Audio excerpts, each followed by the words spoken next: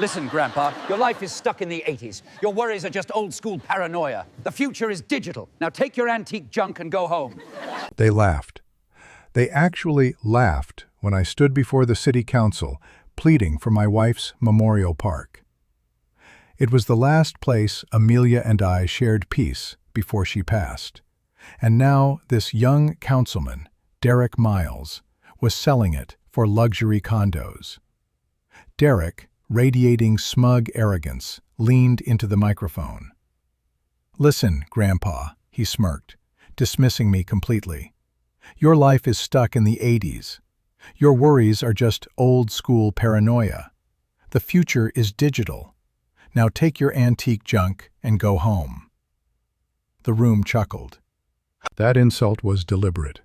A complete dismissal of me, my wife's memory, and the decades I spent working in serious intelligence. In that moment, the quiet widower vanished. I remembered who I was. Walter, the retired Cold War crypto-analyst. If you appreciate a story where clever, calculated revenge takes down the arrogant and untouchable, you need to hear this. Don't forget to hit the subscribe button right now so you won't miss the rest of this tale. Miles thought his expensive digital security made him safe. He was about to learn that the oldest methods are often the ones nobody remembers to guard against. The local paper called me the quote 2. The humiliation was complete, but it sharpened my focus. Miles mocked my quote 3. He relied on the latest digital encryption, but I knew that complexity often hides glaring, simple weaknesses. I went straight to my basement workshop. Miles wanted the 80s? Fine. I was bringing the 80s back, complete with gear he thought belonged in a landfill. Under a thick, dusty tarp was my leverage: old analog receivers and a bulky green military encryption unit. Most people saw trash. I saw the perfect weapon. I pulled out my city planning maps. I needed to find the one weak point in his digital kingdom. It wouldn't be modern. It would be something old, analog, and utterly forgotten. The hunt for the digital anomaly was on. My basement was a sanctuary. When I closed the heavy door, the smug politicians and the noise of the digital world faded away. Down here, I was Walter again, the signals intelligence expert, not the quiet widower.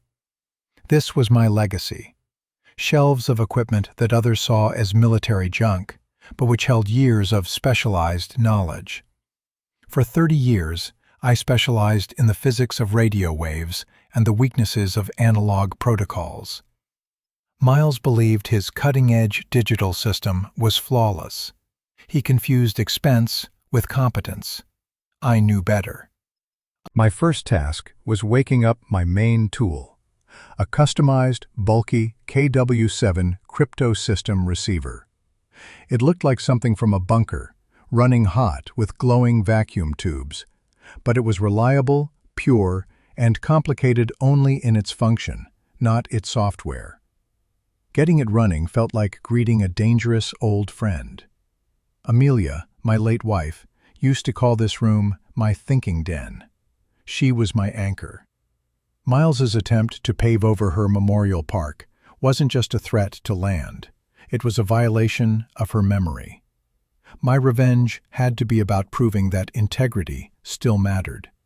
He had stepped onto sacred ground. I dove into old city planning maps, cross-referencing public data with archived utility schematics. Everyone uses modern fiber optics now, but I was focused on the backups.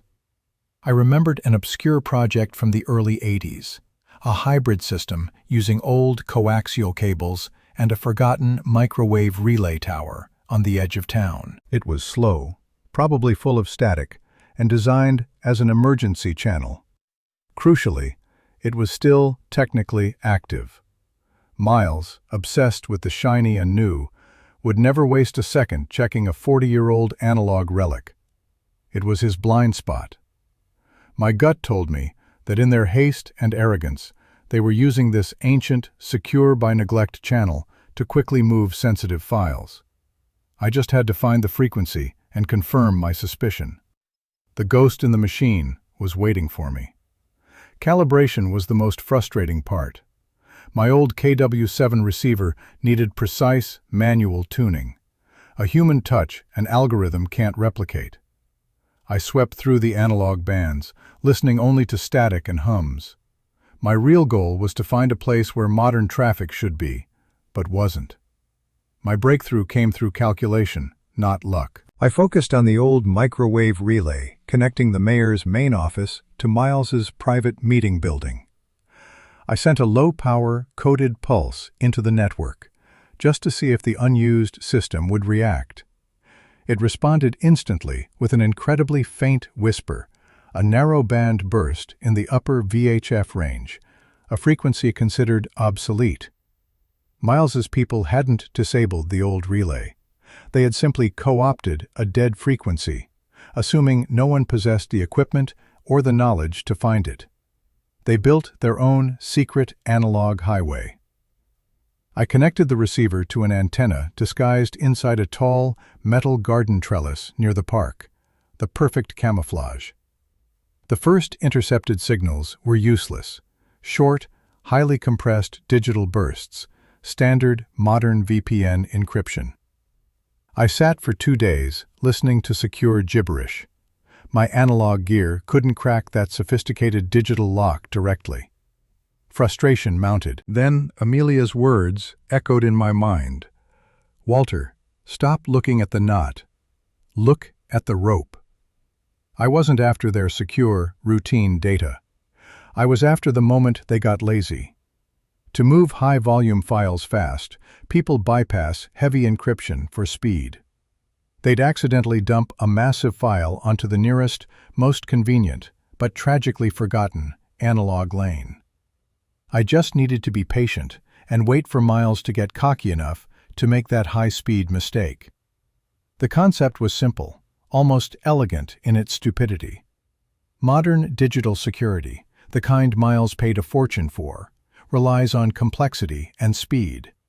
But when you need to transfer truly massive files, like high-resolution land surveys, detailed financial spreadsheets, or complex legal documents, that encryption process, even with the newest hardware, adds a measurable delay. Time is money, and greed often trumps security. I knew Miles and his developers were racing against a public protest deadline. They were desperate to finalize the land deal paperwork. They wouldn't wait for a slow, digital handshake. I spent the next night tracing the physical path of that forgotten analog line. It ran parallel to the new fiber optic route for about a mile, before veering off towards the older municipal building. My utility schematics confirmed that this old coaxial line had a dedicated, unmonitored link between the two crucial offices, the mayor's official site and Miles's clandestine. It was designed as a low-cost, high-throughput, unencrypted path for internal data dumps in an emergency, never meant to see the light of day. I drove out to the area near the old relay tower, disguised as a man simply enjoying the night air. I used a small, handheld spectrum analyzer, another antique, but deadly accurate. What I found confirmed my most optimistic guess. The unused VHF frequency I detected wasn't just active. It was showing periodic bursts of heavy traffic, not the constant chatter of digital packets, but deep, heavy pulses, the kind of noise generated by large amounts of raw data being shoved through an old copper line. This was the analog anomaly. Miles wasn't using this channel for routine communication.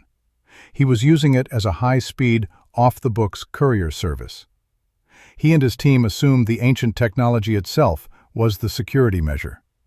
Who would ever think to monitor a dead, analog frequency? They thought they were being incredibly clever, bypassing the city's audited digital network for something they considered completely invisible to modern oversight. The irony was painful. Miles's reliance on digital complexity made him blind to analog simplicity. He poured millions into firewalls and encryption keys, only to use a technology that could be tapped with gear I bought 15 years ago at a surplus sale. They had created the perfect electronic backdoor, and they had handed me the key the moment Miles publicly mocked my, quote, "The only thing left to do was wait for the next, biggest file transfer." I had the frequency, the location, and the method. Now I needed the payload, the undeniable proof of their corruption. The anticipation was intense. I felt the old, familiar rush of a major signals intercept about to break wide open. Waiting was agony. I knew Miles would transmit late at night, but the exact time was a guess.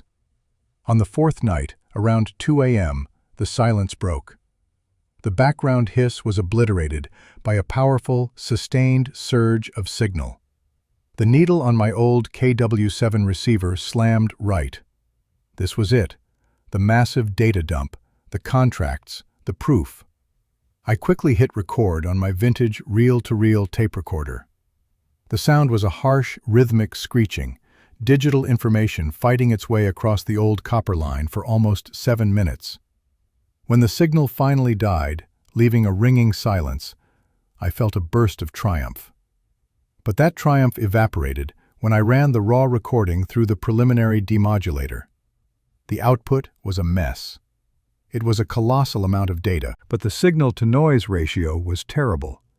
The sheer volume, shoved too quickly through the ancient coaxial cable, introduced massive analog distortion, static, crosstalk, and phasing issues I hadn't foreseen. I spent the morning trying to filter the data. It was useless. The details, the names, the bribe figures, were lost in the noise. Miles was safe, not because of his expensive digital locks, but because of the system's inherent inefficiency. I had the confirmation, but not the clean evidence. I had to rethink. My military training taught me to look for a vulnerability in the routine, not the emergency. Miles was clearly using the analog channel for all large transfers. I needed to find a smaller, less noisy transmission that preceded the main data dump. An index file, a status update, something small enough not to overload the line. I needed the metadata, not the whole blueprint. I needed their schedule. The game wasn't over. I just needed to adjust my aim for a cleaner, sneakier shot. The failure of the first major intercept was a wake-up call. I stopped trying to catch the whole shark. I needed to catch the bait first. Miles and his team were treating the analog channel as a private fire hose. They were sending massive, continuous flows of data, overwhelming the old copper wires and drowning the information in noise. I reasoned that such a crucial, high-stakes operation required constant synchronization. A team transferring millions of dollars worth of land titles wouldn't just dump a file and walk away. They needed acknowledgments, status updates, and simple, small index files to verify that the massive transfer had completed correctly. These small bursts of confirmation, the metadata, would still travel over the same high-speed analog route, but their small size meant they wouldn't suffer the same crippling distortion. This was my new target, the subtle digital signature.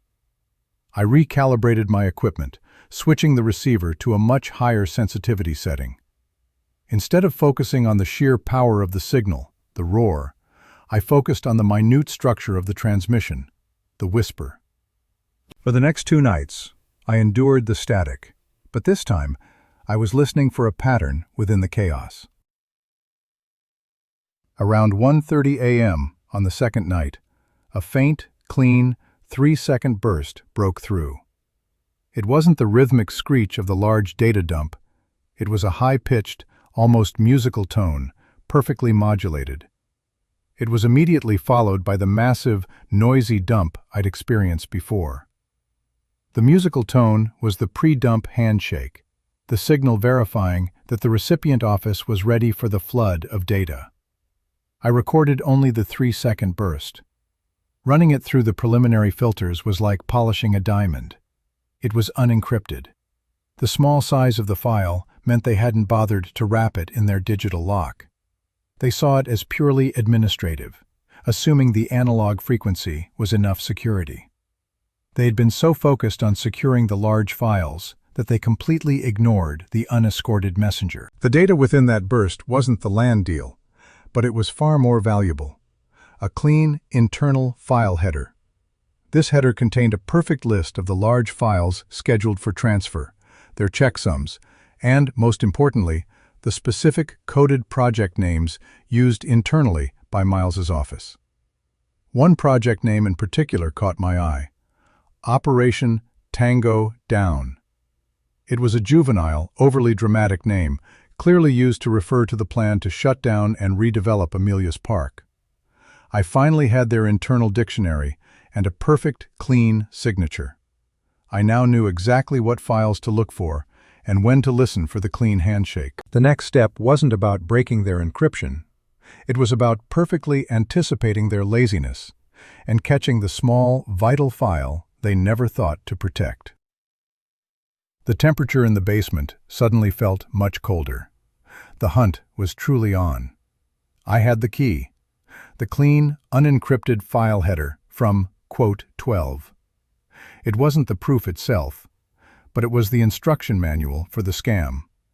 My next step was to use this knowledge to crack the noisy, distorted recording from the first big data dump, Part 5. The original file was useless due to the analog degradation, but the header told me exactly how the digital information was structured, the compression rate, the error correction used, and the specific digital protocol Miles's team used before they shoved it onto the old copper line. This is where the real antique junk came into play. I brought out the M10 analog signal processor, a bulky, dedicated piece of military hardware designed to clean up signals captured under wartime conditions far worse than an overloaded coaxial cable. It looked like a complicated box of knobs and gauges running on specialized circuit boards from the 1970s. The process wasn't quick or automatic. It was hours of delicate physical work.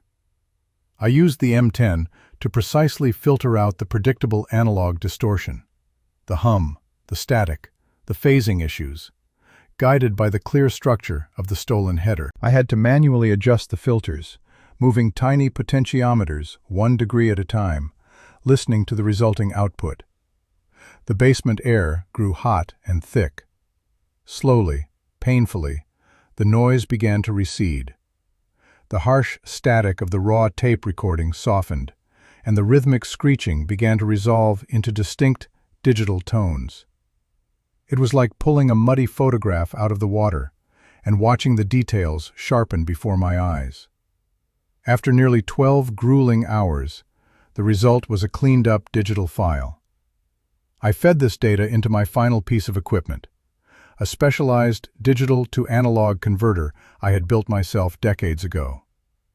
The screen lit up. What appeared wasn't the fully encrypted LAN deal, but something even better: a series of internal emails and transcribed voice notes. They were short, sharp communications, the kind people only send when they think they are absolutely secure. The mayor's chief of staff. Quote, Miles's own voice note, transcribed by the system. Tell those council cronies to stay quiet. This analog backup is golden. The IT audit guys aren't even aware it exists. It's impossible to trace. The evidence was overwhelming. A clear conspiracy, specific amounts of money, and Miles's own arrogant boasts about the very system I was listening through. He was right. The modern IT audit guys weren't aware it existed. But the Cold War guy in the basement certainly was. The feeling of vindication was incredible. They had handed me not only the rope, but the ladder to hang themselves. Now, I needed to gather a final, undeniable package of proof. The initial success in decoding the communications wasn't the end.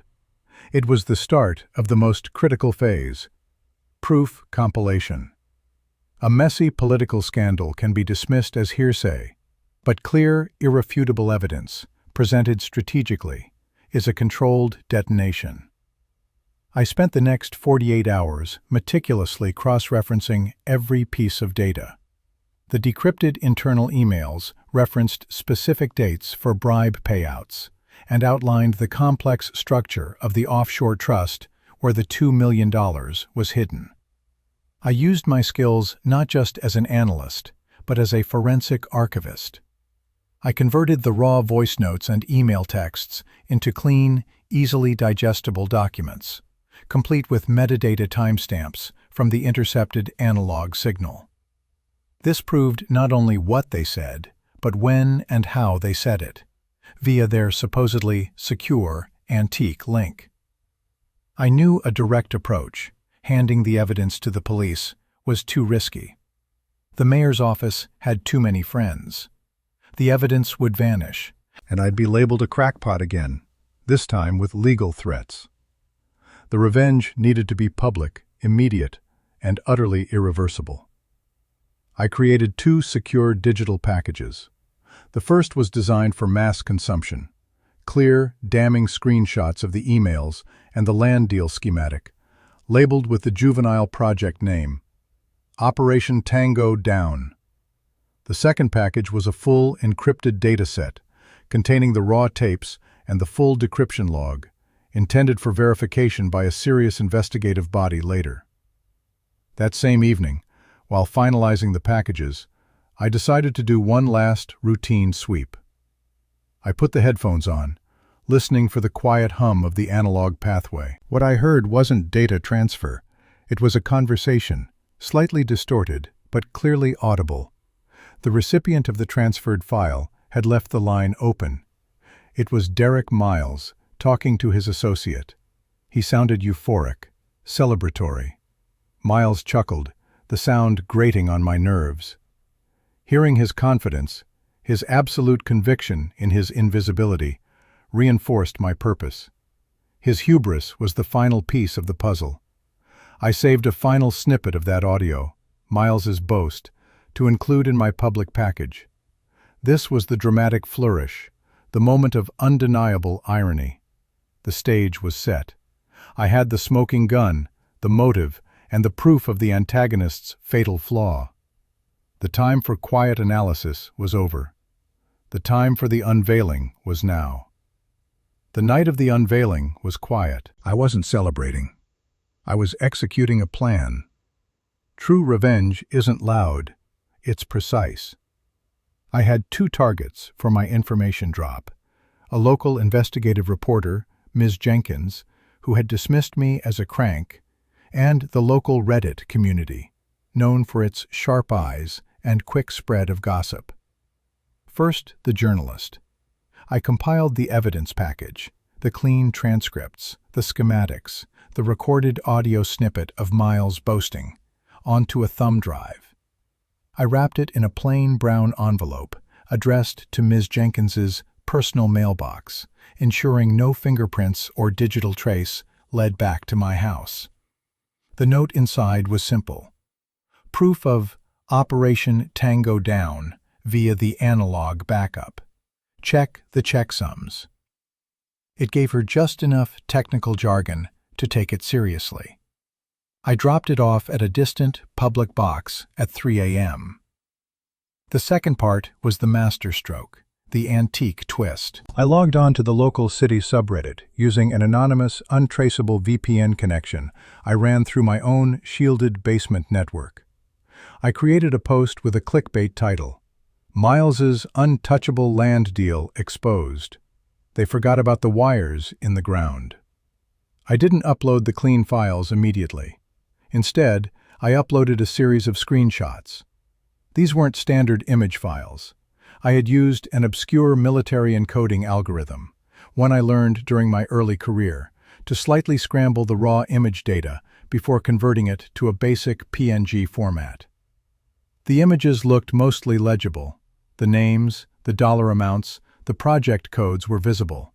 But certain key numbers and sentences were corrupted, replaced by strange, antique-looking symbols. I knew the young Reddit codebreakers and tech enthusiasts would instantly recognize this as a puzzle, not just a leak. The body of the post contained a challenge. The full details are available, but you need an obsolete key. This corruption isn't digital, it's analog. The clue is in the frequency. They thought this code was dead. Within minutes, the post exploded. It wasn't just a boring document dump. It was a mystery delivered via a self-destructing digital path. The Reddit community, hungry for a challenge and sensing a massive scandal, immediately mobilized.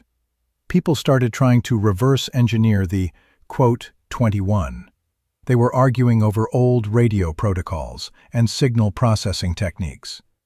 It became a viral, collaborative decryption effort, forcing the corruption into the public consciousness faster than any police investigation ever could. The public chaos was immediate and massive. Ms. Jenkins found the documents, recognized the names from the viral Reddit post, and by noon, the story broke wide open. The damning email transcripts and Miles's recorded boast hit the news feeds. The mayor's office went into full meltdown. The police were forced to open an investigation immediately, not because of the quality of the evidence, which was high, but because of the sheer volume of public outrage demanding answers. Miles, who was supposed to be celebrating the finalization of the land deal that afternoon, was blindsided. His digital team, who were paid to monitor modern cyber threats, hadn't seen the attack coming from a defunct VHF frequency and a cryptic post on Reddit. The trap, set with obsolete technology and sprung by viral curiosity, had worked perfectly. I sat in my quiet basement, watching the news unfold, finally feeling the cold, hard satisfaction of justice served. The chaos Miles created subsided quickly.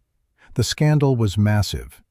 Within 48 hours, Miles was forced to resign, facing multiple criminal investigations based on the evidence I anonymously provided. The mayor's office, reeling from the public backlash, immediately canceled the land deal.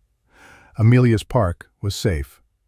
The developers backed off, defeated not by an army of lawyers, but by a handful of forgotten wires and an old man with a tape recorder. Ms. Jenkins, the journalist who had laughed at me, wrote a front-page piece titled, quote, praising the anonymous source for using, quote, to bypass high-tech corruption. She never knew the source was the sentimental old man she had mocked. That was the purest form of satisfaction. I wasn't interested in fame, only justice for Amelia and for the park. I dismantled the antenna rig and stored the KW7 back in the basement. But I didn't lock the door. The basement no longer felt like a tomb of a forgotten life. It felt like an armory, ready for the next noble fight. I realized my skills weren't obsolete. The world had simply forgotten how to value them. I started a small online group for amateur radio enthusiasts and signals analysis hobbyists. I found a new purpose: mentoring. I wasn't just living happily. I was growing and connecting again, using my antique wisdom to help others navigate the modern maze. I finally had closure, sitting on the park bench I saved, watching the sunrise. Amelia would have loved the irony. Did I do the right thing by taking justice into my own hands and using covert methods instead of going straight to the compromised authorities? What would you have done in my place? If you enjoyed this wild story about high-tech arrogance meeting low-tech revenge, please give this video a like and share your thoughts in the comments below. And hit that subscribe button so you don't miss the next unbelievable tale. The end. Thank you for listening.